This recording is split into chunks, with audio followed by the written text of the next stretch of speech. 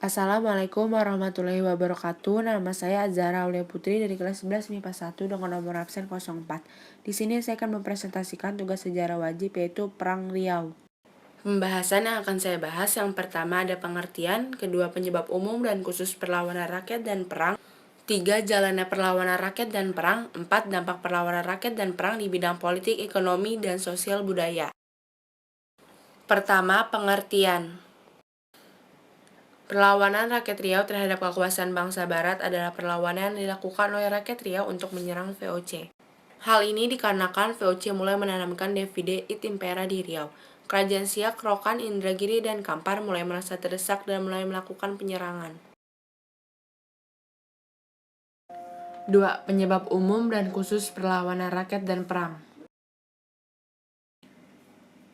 Penyebab umum, ambisi untuk melakukan monopoli perdagangan dan menguasai berbagai daerah di Nusantara terus dilakukan oleh VOC. Di samping menguasai Malaka, VOC juga mulai mengincar Kepulauan Riau. Dengan politik memecah belah VOC mulai berhasil menanamkan pengaruhnya di Riau. Kerajaan-kerajaan kecil seperti Siak, Indragiri, Rokan, dan Kampar semakin terdesak oleh ambisi monopoli dan tindakan sewenang-wenang VOC. Penyebab khusus, pada tahun 1751, perang berkobar antara kerajaan Siak melawan VOC. Sebagai strategi menghadapi serangan Raja Siak, VOC berusaha memutus jalur perdagangan menuju Siak. VOC mendirikan benteng pertahanan di sepanjang jalur yang menghubungkan Sungai Indragiri, Kampar, sampai Pulau Guntung yang berada di muara Sungai Siak. 3. Jalannya perlawanan rakyat dan perang. 1. Perlawanan Raja Siak memimpin rakyatnya untuk melawan VOC. Setelah merebut Johor, ia membuat benteng pertahanan di Bintan. 2. Dari pertahanan di Pulau Bintan, Sultan Abdul Jalil memerintahkan Raja Lela Muda untuk menyerang Malaka. 3. Tahun 1751 terjadi perang melawan VOC.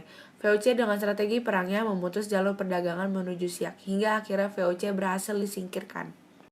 4. Terjadi pertempuran sengit di Pulau Guntung pada tahun 1752 sampai 1753. Kerajaan Siak kesusahan menembus benteng pertahanan VOC yang dilengkapi meriam. Kerajaan Siak lalu mundur. 5. Raja Siak lalu pura-pura menyerah pada VOC. Diadakan perundingan damai di Losi, Pulau Guntung. Pada perundingan ini, Sultan dipaksa untuk tunduk pada VOC. Lalu, Sultan memberi kode untuk menyerang VOC di Losi, hingga akhirnya VOC berhasil disingkirkan. 4. Dampak perlawanan rakyat dan perang di bidang politik, ekonomi, dan sosial budaya. Pada bidang politik, pertama, Kesultanan Siak menaklukkan daerah Langkat dan menjadikan wilayah tersebut dalam pengawasannya, termasuk wilayah Deli dan Serdang.